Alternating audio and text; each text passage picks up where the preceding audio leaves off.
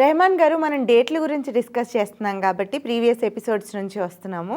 So నాకు తెలుసుకోవాలనుంది, ఒక particular 29 అనే తారీఖులో పుట్టినటువంటి వాళ్ళ మానసిక పరిస్థితి కానివ్వండి, వాళ్ళ భవిష్యత్తు కానివ్వండి, ఆ తారీఖు నాడు పెళ్లి చేసుకున్న వాళ్ళ భవిష్యత్తు కానివ్వండి, ఎలా ఉంటుంది వివరంగా చెప్పండి. 29 అంటే 2 + 9 11, 1 + 1 2, 2 అంటే చంద్రుడు. చంద్రుడు మనసుకి కారకుడు. ఆ మనసుని ప్లే చేస్తూ ఉంటాడు. వీళ్ళకి లైట్గా తిక్కు ఉంటుంది.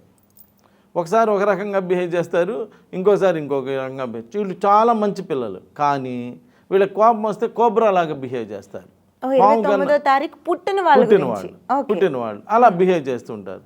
వీళ్ళు ఇలా యాంకర్స్, సినిమా యాక్టర్స్. ఇప్పుడు నాగార్జున గారు 29వ తారీఖే పుట్టారు. ఇలా యాంకర్స్ లాగా, ఇలా సినిమా యాక్టర్లు, అదే ఈ టైప్ ఆఫ్ ఎంటర్టైన్మెంట్కి సంబంధించినటువంటి పనులు ఎక్కువగా చేస్తారు. పాటలు పాడటం, పాటలు రాయటం, ఇవి డైలాగ్స్ రాయటం, వీళ్ళు కళాపోషణ ఎక్కువగా ఉంటుంది 29 వాళ్ళకి. వీళ్ళు 29 ఏళ్ళ తర్వాత సెటిల్ అవుతారు. 29 ఏళ్ళ తర్వాత సెటిల్ అవుతారు. మ్యారేజ్ కూడా 29 ఏళ్ళ తర్వాతే చేయాలి. 29 ఏళ్ళ లోపు కనుక ఎవరికైనా పెళ్లి చేస్తే వాళ్ళకి డబుల్ ధమాకా ఆఫర్, ట్రిపుల్ ధమాకా ఆఫర్. 29 ఏళ్ళ తర్వాత మళ్ళీ 2వ పెళ్లి, 3వ పెళ్లి, 4వ పెళ్లిళ్ళు. అయ్యో, నా పుట్టినరోజు 29, నా పెళ్లి రోజు 29. ఇలా 60 to 70% ఆఫ్ ద పీపుల్కి, మెయిన్గా మేల్స్కి 29 ఏళ్ళకి పెళ్లి చేయాలి. 29 ఏళ్ళకి పెళ్లి చేస్తే చాలా బాగుంటుంది వాళ్ళ లైఫ్.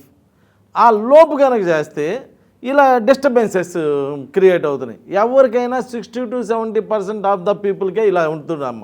ప్రతి లాకి అమెండ్మెంట్స్ ఉంటాయి. మనం చేసే బిహేవియర్ని బట్టి, మన పూర్వజన్మ సుకృతాన్ని బట్టి, మన పూర్వజన్మ పాప పుణ్యాలను బట్టి మన లైఫ్ అనేటువంటిది నడుస్తూ ఉంటుంది. మనం చేసే పూజలు, అలానే మనం చేసేటువంటి గురువుని పట్టుకొని సేవ చేసుకోవటాలు, ఇవన్నీ కూడా జరుగుతూ ఉంటాయి. కాబట్టి ఏదేమైనా కానీ 29 అనేటువంటిది 29 ఏళ్ళ తర్వాతే బెస్ట్ లైఫ్ ఇస్తుంది. 29న పుట్టిన వాళ్ళ గుణగణాలు చెప్పారు. 29 రోజు పెళ్లి చేసుకున్నా కానీ చాలా 29న పెళ్లి చేసుకోవచ్చు, చాలా బాగుంటుంది. కాకపోతే వాళ్ళ యొక్క డేట్ ఆఫ్ బర్త్ 2కి రిలేటెడ్గా ఉందా లేదా చూసుకోవాలి. ఇప్పుడు సపోజ్ 9వ తారీఖు పుట్టారనుకోమ్మ, వాళ్ళకి 29వ తారీఖు పెళ్లి చేస్తే అది అంత సక్సెస్ఫుల్గా ఉండదు. అంటే అప్ అండ్ డౌన్స్ లైఫ్, అంటే విడిపోరు కానీ అప్ అండ్ డౌన్స్ లైఫ్గా నడుస్తూ ఉంటుంది.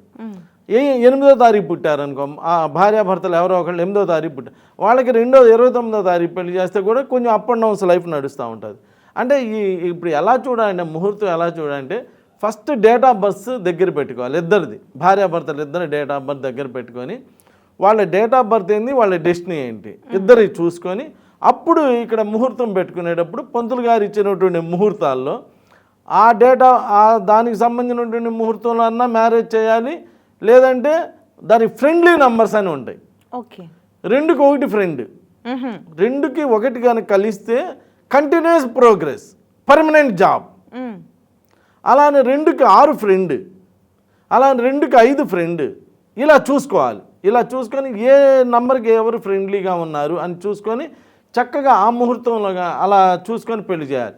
ఇప్పుడు ఒకవేళ కనుక చూసుకోకుండా తెలియక పెళ్లి చేసేశారు, ఫ్యామిలీలో డిస్టర్బెన్సెస్ వస్తున్నాయి. ఇప్పుడు మనకి జ్వరం వచ్చేసిందమ్మా, జ్వరం వచ్చేస్తే ఏదో ఒక డాక్టర్ దగ్గర 2-3 రోజులు ఏదో డోలో ట్యాబ్లెట్ ఏదో వేసుకుంటున్నాం, తగ్గకపోతే ఏదో ఒక డాక్టర్ దగ్గరికి వెళ్ళి కన్సల్ట్ అయ్యి తగ్గించుకుంటున్నాం.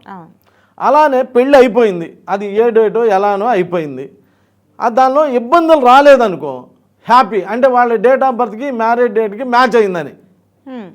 ఇబ్బందులు వస్తున్నాయి అనుకో, ఏదో ఒక ఇబ్బంది వస్తుంది, చిన్న దానికే ఇబ్బంది వస్తున్నప్పుడు తప్పనిసరిగా పిల్లల విషయంలో కానీ, మన విషయంలో కానీ, అత్తమామల విషయంలో కానీ ఏదో ఒక విధంగా డిస్టర్బెన్స్ వస్తున్నప్పుడు తప్పనిసరిగా అసలు ఎవరో ఒకళ్ళు మీకు తోచిన ఆస్ట్రాలజీ, న్యూమరాలజీ, పామిస్ట్రీ, గ్రాఫాలజీ ఇలా వచ్చిన వాళ్ళని ఒకళ్ళని కలిసి అసలు ఇలా ఇబ్బందులు, మాట ముందు ఇలా ఇబ్బందులు వస్తున్నాయండి, ఏంటి దీనికి సమస్యకి పరిష్కారం ఏంటి అని చెప్పి అడిగితే వాళ్ళు అప్పుడు మీకు క్యాలిక్యులేట్ చేయడం తెలియదు. కాబట్టి ఎందుకంటే మీరు యాంకరింగ్ వర్కే చేస్తారు, మా పని ఇది కాబట్టి అది కరెక్ట్ క్యాలిక్యులేట్ చేసి వాళ్ళ డేట్ ఆఫ్ బర్త్లు, ఇలా పెళ్లి డేటు, ఆ ముహూర్తం అవన్నీ కూడా క్యాలిక్యులేట్ చేసి అసలు ప్రాబ్లం ఎక్కడున్నదో కనుక్కొని ఆ ప్రాబ్లంకి సంబంధించినటువంటి దాని మీద కనుక మనం వర్క్ చేస్తే, దానికి తగ్గట్టుగా కనుక ఇచ్చేస్తే దీనికి పెద్ద ఖర్చు అయ్యేవి లేవు, హోమాలు ఇవే చేయాల్సిన అవసరం ఏం లేదండి.